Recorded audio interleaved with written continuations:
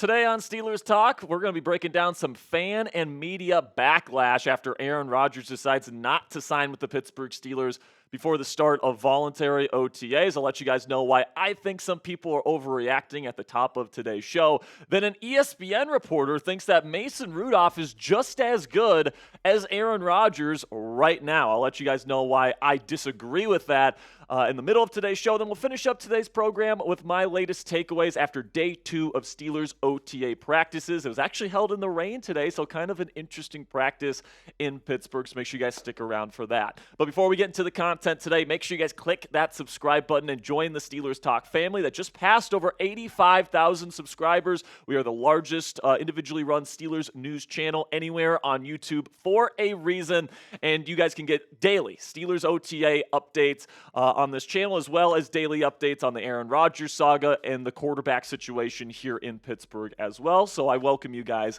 to click that subscribe button. So I want to start off today's show here with some kind of freakouts that's been happening on Steelers Twitter and in the media. And as it usually happens with a guy like Aaron Rodgers, people just don't really like it when they don't do exactly what they want him to do. And now that he has not signed on with the Pittsburgh Steelers for the start of voluntary OTAs, as somebody that's a prospective new quarterback for the Pittsburgh Steelers, people kind of feel like this is an embarrassment for the Pittsburgh Steelers. This was kind of headed up by Fox Sports' Joy Taylor yesterday, saying this about the situation in Pittsburgh. Mandatory or not, where is your pride? Talking to the Steelers here. Where is your dignity? Where is your respect for the game? Where is your respect for this organization? Now talking to Rodgers. Where is this organization's respect for the history that they have in this league? Why would you not be there? Why am I supposed to take this seriously? So Joy was in her feelings yesterday talking about Rodgers. And by the way, Joy is a Steelers fan, but,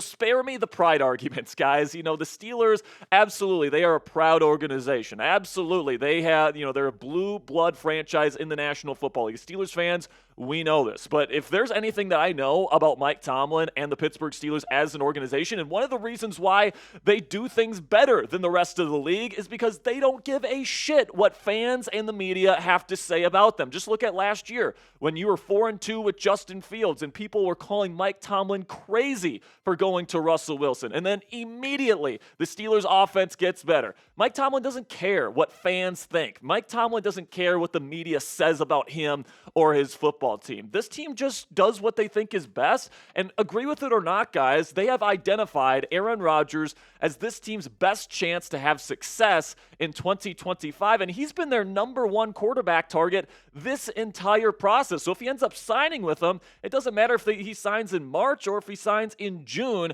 they are landing their number one quarterback target this offseason, and in the Steelers' mind, that's going to be a success. And the reasons why they feel like Rodgers gives this team the best chance at success, even over guys like Justin Fields, Russell Wilson, Sam Darnold, other free agents they could have pursued at the start of free agency, they decided to go with Rodgers instead. So why is that? Number one, his arm talent is still absolutely there if you watched him on tape last year. That's absolutely evident. Second, his football IQ is legendary. His pre- and post-snap processing is still among the league best in the National Football League and best in league history. Then his ball protection. This is something that Mike Tomlin particularly really cherishes about Aaron Rodgers, and something he cherished about Russell Wilson is that they don't throw a lot of interceptions and they don't put the ball in harm's way. Also, for a team trying to win now, playoff experience is very important. Aaron Rodgers currently has more playoff games under his belt than any quarterback in the NFL currently. And then also the low cost. Rodgers said it himself on the Pat McAfee show. I'll play for 10 M's, meaning $10 million. You know how crazy it is to have a starting quarterback under contract that's not a rookie for $10 million or less? That is a massive bargain for the Pittsburgh Steelers, especially if Rodgers can come out and play at a top 15 or even top 10 level this year as they expect him to. So, I think that if the Steelers gave up on Rodgers at this point and they went with Mason Rudolph or Will Howard or Carson Wentz or whatever quarterback they decided to bring in at that point, I think it would be cowardly. They stuck their tent on Aaron Rodgers at the start of this process. They said, this is our guy that we are going to pursue. They have stayed steadfast through that. They didn't really take a quarterback in the draft until the 6th round. They have definitely, kind of pitched their tent here that this is is their guy. So if they kind of go off of that plan at this point, I will have less respect for this organization. I have more respect for them now because they're standing on business and they are standing next to the quarterback that they believe gives them the best chance to win a Super Bowl this year. Now, I think an interesting question surrounding the Rodgers kind of situation here is the precedent that it sets that you're okay waiting for Rodgers to sign until after OTAs is over and even into OTAs here. Brian Batko from the Pittsburgh Post-Gazette, I thought, had an interesting argument when it comes to this. He said, for me, the alarm bells are already ringing. I think it's already set up, fairly or unfairly, this dynamic or perception that one guy is above the team and bigger than the team. Sometimes I think that's the case, but not for him in his current state and not for him in a franchise that he's never been a part of. Now, I do think that media and fans care about, especially like a 41-year-old player showing up to OTAs, than players actually do. Players understand that these things are voluntary, okay? And the difference between being successful or not this season or competing for a Super Bowl or not this season is not going to be whether Aaron Rodgers shows up to a couple of voluntary workouts, guys, all right? I think this is something that the fans and media kind of stir up at this point in the year, especially surrounding Aaron Rodgers, because he's been missing voluntary workouts for his respective teams for years at this point. And if you don't believe me here, guys, let's talk to Cam Hayward here, the captain of the Pittsburgh Steelers, who's had this to say about voluntary OTAs. Sometimes we put so much stock into the offseason and we can get caught up thinking it's everything. Yes, it can help. Yes, guys can get better, but who's to say you can't get better outside of here? I hate to point it out, but last year I missed OTAs. And by the way, he was an All-Pro last year, so it didn't really help me. I think with any player, you know what you need. You know what's required of you. As you progress towards training camp, you start to kick it up, whether it's meeting with teammates or whatever, to each his own. So if Cam Hayward isn't worried about Aaron Rodgers not showing up to voluntary OTAs, I don't think any of us in the media or anybody in this fan base should necessarily be too worried about it either. And the truth of the matter is, guys, I think players would love to play with Aaron Rodgers. Patrick Queen said it yesterday. He said, I'm a huge fan of Aaron Rodgers, would love to play with him. Alex Highsmith said it on the Insiders last week. I'd love to play with Aaron Rodgers. The people in this locker room, they're not too worried about it, all right? If he shows up, they're going to be happy that he is the quarterback for their football team because he's one of the all-time greats, and he gives them the best possible chance to have success this year, which everybody in that building is down for. And at the end of the day, guys, I'll continue to drive this point home. If Rodgers comes in and plays well this year, if he plays at like a borderline top 10 level even, and he can get this team to double-digit wins and a playoff win, nobody's going to give two shits how long it took for him to sign with the Pittsburgh Steelers. All right, the only way that it's going to matter to fans when it comes to his legacy with this team is if he stinks. And if he stinks, his legacy isn't going to be all that great with the fan base anyway. So listen, man, I don't think that the wait really matters all that much. And as long as he signs before the start of training camp, I think that the Pittsburgh Steelers are giving themselves at this point the best possible chance to have success heading into the 2025 season. So what say you guys? Let me know down there in the comment section. Would you give up on pursuing Aaron Rodgers at this point in time? Give me a yes or a no down there in the comment section for today's pinned question. YouTube's going to throw you an ad break here in just a couple of seconds. And when that happens, take advantage of that time by simply giving me a yes or a no in that pinned question.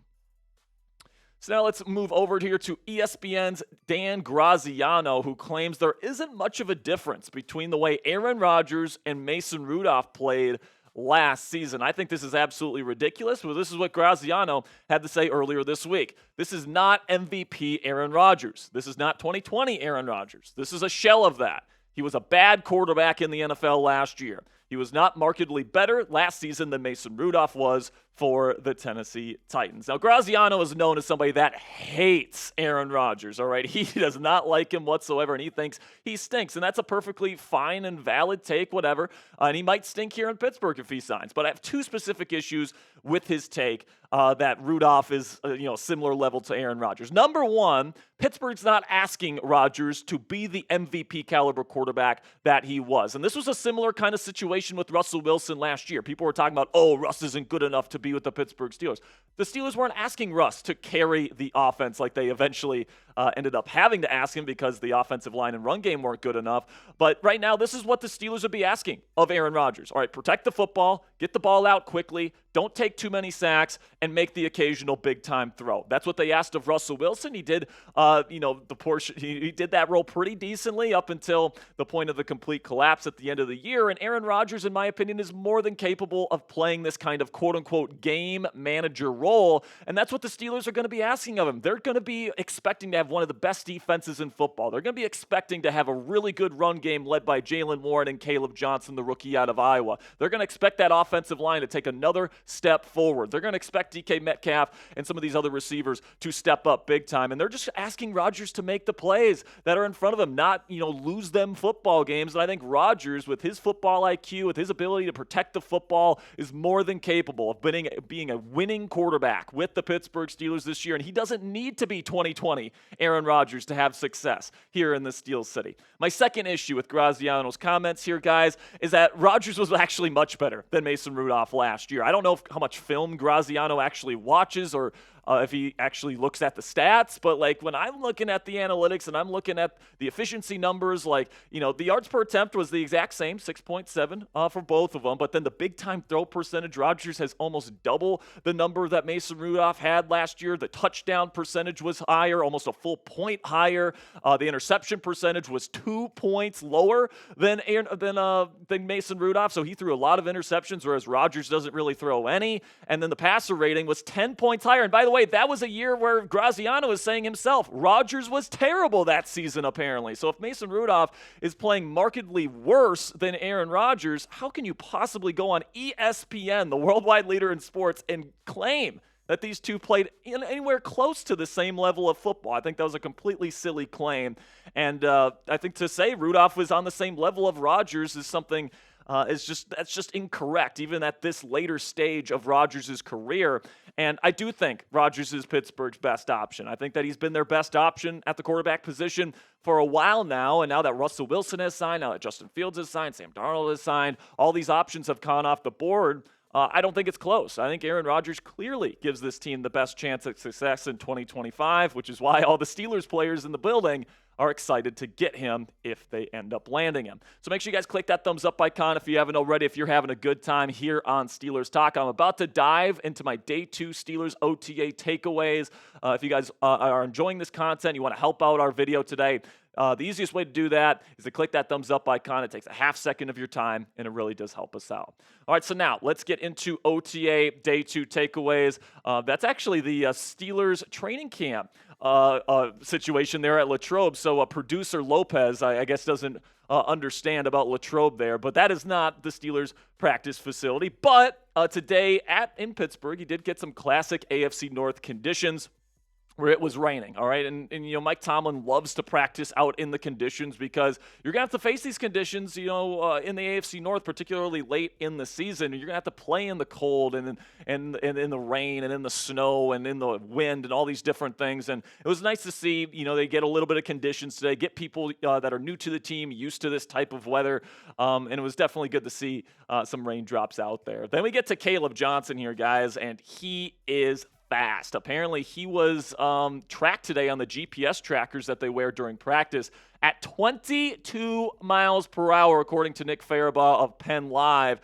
And if you guys don't know, 22 miles per hour, that's like speeds conducive of 4.3 level speed in a 40-yard dash. Now, you might be saying to yourself at home, but Jack, he didn't run a 4.3 at the Combine this year. He ran a 4.57, which is kind of just like an average time. It's not a bad time, but it's certainly not a terrible time. But listen, man, Caleb's the type of guy where he does need time to build up his speed. He is not somebody that's got great acceleration, which is why he really needed to go to a team with a wide zone, kind of outside zone-based run scheme. That's exactly what the Pittsburgh Steelers run here with Arthur Smith. Arthur Smith, when he has a good outside zone rusher, he runs more outside zone than just about any other play caller in football. So this is the perfect system for Caleb Johnson to be in. And then once he gets to that top speed, man, 22 miles per hour, he can run away from people in the second and third levels of a defense. defense, and he can score some major touchdowns and explosive plays that this team was sorely lacking with Najee Harris as their number one running back. Now, usually I like to temper expectations on rookie players because a lot of people think that, rookies are going to come in and they're going to be star players right out of the gate. And some players are, and most of them are not. But Caleb Johnson's the type of guy here where with his size, with his speed, with his scheme fit in the Pittsburgh Steelers offense, it's hard not to get excited for a rookie campaign from KJ here. He's just a special guy and a special fit in the system, and I still can't believe the Pittsburgh Steelers got this guy in round 3. Then we get to Broderick Jones here, another big X factor for the Pittsburgh Steelers on the offensive line this year. He actually lost 20 pounds this year, according to Penn Live's Nick Farabaugh, who said he dropped 20 pounds this offseason and focused on training at left tackle. He said after a funky first 2 seasons, his confidence is high. Quote, being back at left tackle, I feel like it's a bigger boost for me just because I've been used to playing on the left side. And we've been saying this all offseason long. Like, Broderick Jones was not good at right tackle. In fact, he was terrible at right tackle. It was a terrible decision to put him over there by Mike Tomlin. But now, hopefully they're getting it right just in time, where he's going to be going back over to the left side where he played his entire career before coming to Pittsburgh. Apparently he's lost poundage and, he's looking quicker and, leaner and all these different things. And I'm really hoping that he can take that next step. The Steelers invested a first-round pick in this guy, and it would really suck if he has another bad season this year and they end up having to replace him and waste that first-round pick. And honestly, it's 2 picks because they traded up to go get him. They also gave away a 4th-round pick to make sure that they could select him. So him breaking out would be massive, not only for, not wasting that 1st and 4th-round picks, but also, making this offensive line better in a very crucial season for the black and gold. So let me know down there in the comments section, what is your confidence level in Broderick Jones at left tackle this year? 1 meaning not confident at all, he's going to suck, to 10 meaning he's going to be like a Pro Bowl level left tackle. Let me know what you guys think down there in the comments section. I still got 2 more takeaways here. The first of which being Rock Taylor, the UDFA out of Memphis, apparently is dealing with a little bit of an injury here. He was working, doing some solo work at the practice facility today before practice, and he was not at the full team practice. Alan Saunders of Steelers Now said usually assign a player working back from injury. But guys, I don't expect this to be serious. He was running around during his kind of solo workout there. I don't expect this to be anything that keeps him out super long. I'm guessing it's just cautionary, and during this portion of the offseason, you don't want to take any undue risks. Then we get to kind of a fun one here to finish up today's show. Cam Hayward, as we know, the all-pro defensive tackle, was going through some running back drills today, some ball protection drills. Could we see him as a fullback this year? And I would absolutely be stoked for that, man. And this is a big body, obviously. If you're looking for a refrigerator type of fullback to just pound it in at the goal line or on 3rd and 4th and 1, I guess there's worse ideas than giving it to your massive defensive tackle here in Cam Hayward. And please, Mike Tomlin, please, Arthur Smith, give Captain Cam an opportunity to score a touchdown at fullback this year. I mean, maybe don't do it with the game on the line, but, I would love to see Captain Cam score a touchdown as a running back of some kind this year. That'll be it for today's edition of Steelers Talk by Chat Sports. Thank you guys so much for making it to the end of today's program. You guys are the absolute best. Make sure you click that subscribe button if you haven't already. If you enjoy our videos and you want to make sure you get them every single day.